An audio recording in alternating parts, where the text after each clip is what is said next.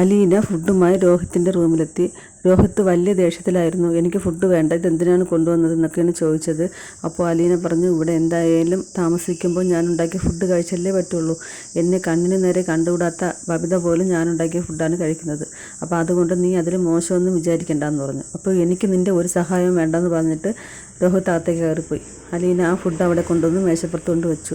ഇതും കൂടി എടുത്തുകൊണ്ട് വെക്കുള്ളൂ എന്ന് രോഹിത്ത് പറഞ്ഞപ്പോൾ അലീന പറഞ്ഞു, അതവിടെ ഇരുന്നോട്ടെ, വിശക്കുമ്പോൾ എടുത്ത് കഴിച്ചാൽ മതി എന്ന് പറഞ്ഞിട്ട് അലീന ഇറങ്ങുകയാണ്. എന്നിട്ട് രോഹിത്തിനോട് പറയുന്നുണ്ട്, നിന്നോട് ഇവിടെ ആർക്കും ദേഷ്യമൊന്നുമില്ല, എല്ലാവർക്കും നിന്നോട് സ്നേഹം മാത്രമേ ഉള്ളൂ, ഇനിയെങ്കിലും നീ ഒന്ന് നന്നാവാൻ നോക്ക് എന്നൊക്കെ പറഞ്ഞപ്പോൾ നിൻ്റെ ഉപദേശമൊന്നും എനിക്ക് വേണ്ടാന്ന് പറഞ്ഞു.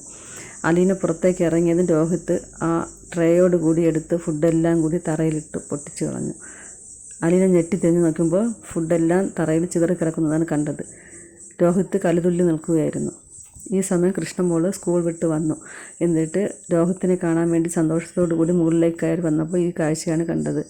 എന്ത് പറ്റി ചേച്ചി എന്ന് ചോദിച്ചപ്പോൾ അലീന പറഞ്ഞു, മോള് പോയിട്ട് മോപ്പ് എടുത്തുകൊണ്ട് വാ, തുടയ്ക്കുന്ന തുണിയും കൂടി എടുത്തുകൊണ്ട് വരണമെന്ന് പറഞ്ഞിട്ട് കൃഷ്ണമോള് താഴേക്ക് പറഞ്ഞു വിട്ടു. അവൾ അത് എടുത്തുകൊണ്ട് വന്നപ്പോൾ അലീന അവിടെ എല്ലാം തുടച്ച് വൃത്തിയാക്കി. ബാലചന്ദ്ര മേനോൻ വന്നപ്പോൾ കൃഷ്ണമോളാണ് വന്ന് വാതിൽ തുറന്നു കൊടുത്തത്. മോള് രോഹിത്തിനെ കണ്ടോ എന്ന് ചോദിച്ചപ്പോൾ കൃഷ്ണമോൾ പറഞ്ഞു, കണ്ടു, പക്ഷേ രോഹിത്തേട്ടൻ വളരെ ദേഷ്യത്തിലാണ്. നമ്മളൊക്കെ ഏതാണ്ട് ചെയ്തതുപോലെയാണ് പെരുമാറുന്നത്.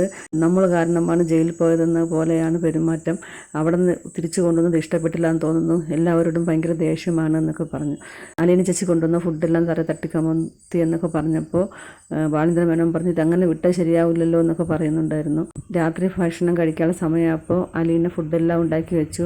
എന്നിട്ട് പറഞ്ഞു, കൃഷ്ണമോള് മുകളിൽ കൊണ്ട് കൊടുക്കട്ടെ, രോഹിത്ത് എന്തായാലും താഴേക്ക് ഇറങ്ങി വരില്ല എന്ന് പറഞ്ഞു. ബാലേന്ദ്ര മേനോന് അത് ഇഷ്ടപ്പെട്ടില്ല.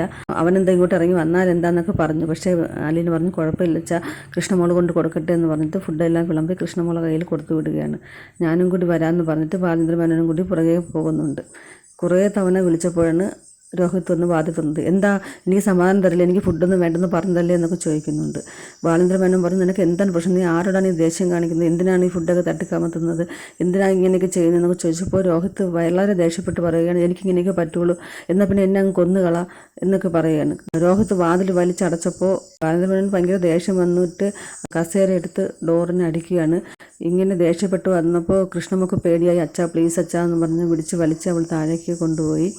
കൃഷ്ണമോളുടെ ബാലേന്ദ്ര മേനോൻ പറഞ്ഞായിരുന്നു, മോൾ ഫുഡ് ആ മേശപ്പുറത്ത് കൊണ്ട് വെച്ചിട്ട് അവൻ വേണമെങ്കിൽ കഴിക്കട്ടെ എന്ന് പറഞ്ഞിട്ടാണ് അവർ താഴേക്ക് ഇറങ്ങിപ്പോയത്.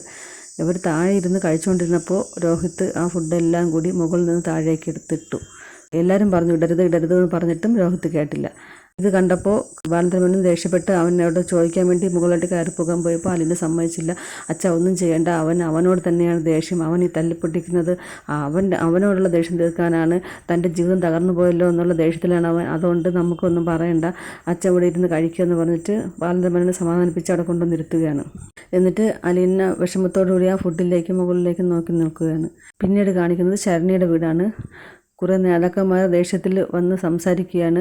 നിങ്ങളുടെ മോൾ എവിടെ, അവളോട് ഞങ്ങൾക്ക് സംസാരിക്കാനുണ്ട്, നിങ്ങൾ എന്തിനാണ് ഇങ്ങനെയൊക്കെ ചെയ്തത്, നിങ്ങളെ വിശ്വസിച്ച് നിങ്ങളെ കൂടെ നിന്നവരുടെ എല്ലാം നിങ്ങൾ ചതിക്കുകയല്ലേ ചെയ്തത്, നിങ്ങൾക്ക് ആ ജോലിക്കാരന് എത്ര രൂപ തന്നു, ഈ പൈസകളൊക്കെ വാങ്ങിക്കാനാണ് നിങ്ങൾ ഇങ്ങനെയൊക്കെ മൊഴിമാറ്റി പറഞ്ഞത്, നിങ്ങൾക്ക് എത്ര തവണ പറഞ്ഞു തരുന്നൊക്കെ പറഞ്ഞിട്ട് ഒരുപാട് ദേഷ്യപ്പെടുന്നുണ്ട്. അപ്പോൾ അകത്തു നിന്നും ശരണ്യ ഇറങ്ങി വന്നു. എന്നിട്ട് ശരണ്യയോട് ഒരു ലേഡിയാണ് ചോദിക്കുന്നത്, എന്തിനാടി നീ ഇങ്ങനെയൊക്കെ ചെയ്തത്, നീ എന്തിനാണ് ഈ മൊഴിമാറ്റി പറഞ്ഞത്, ഇനി അവർ ആ പ്രതികളെല്ലാം രക്ഷപ്പെടും, നിനക്ക് നീതി ലഭിക്കുന്നത് എന്തെങ്കിലും ഉറപ്പുണ്ടോ, നീ എന്തിനാടി ഇങ്ങനെ ചെയ്തതെന്നൊക്കെ പറഞ്ഞ് ചൂടാവുമ്പോൾ ശരണ്യ പറയുകയാണ്, ഞാൻ ഒരു തെറ്റും ചെയ്തിട്ടില്ല, ഞാൻ ആരെയും ചതിച്ചിട്ടില്ല, രോഹിത്ത് എന്നെ ഉപദ്രവിച്ചിട്ടില്ല എന്ന്. അപ്പോൾ ഇത് ആര് വിശ്വസിക്കുമെന്നൊക്കെ ചോദിച്ചപ്പോൾ ശരണ്യ പറയുകയാണ്, അത് സത്യമാണ്, ആ രോഹിത്തിനെ അവരെല്ലാവരും കൂടി പിടിച്ച് വലിച്ചാണ് കൊണ്ടുവന്നത്, രോഹിത്തിൻ്റെ ശരീരത്തിൽ തൊട്ടിട്ട് പോലുമില്ല, അപ്പോൾ ഒരു നിരപരാധിയെ ഞാൻ ശിക്ഷിക്കണമായിരുന്നു, എന്നെപ്പോലെ ചതിക്കപ്പെട്ട് വന്നതല്ലേ രോഹിത്തും, ഞാൻ എന്ത് തെറ്റ് ചെയ്തിട്ടാണ് എനിക്കിപ്പോൾ ഇങ്ങനെ വന്നത്, അതേപോലെ എന്നെപ്പോലെയല്ലേ രോഹിത്തും ചതിക്കപ്പെട്ട് അവിടെ വന്നതല്ലേ, അപ്പം ഞാൻ ഒരു നിരപരാധിക്ക് കൂടി ശിക്ഷ വാങ്ങിച്ച് കൊടുക്കണമായിരുന്നു, എനിക്ക് നഷ്ടപ്പെട്ടതോർത്ത് ഞാൻ വിഷമിച്ചോളാം, പക്ഷേ പിന്നീടുള്ള ജീവിതത്തിൽ ഒരാളെ തെറ്റ് ചെയ്യാത്ത ഒരാൾക്ക് ശിക്ഷ കൊടുത്തു എന്നുള്ള രീതിയിലുള്ള കുറ്റബോധവും പേറി ജീവിക്കാൻ എനിക്ക് വയ്യ, എന്നെ ആരും ഉപദ്രവിക്കരുത് എന്നൊക്കെ പറഞ്ഞ് കൈകൂപ്പി തൊഴുത് കരയുകയാണ് ശരണ്യ.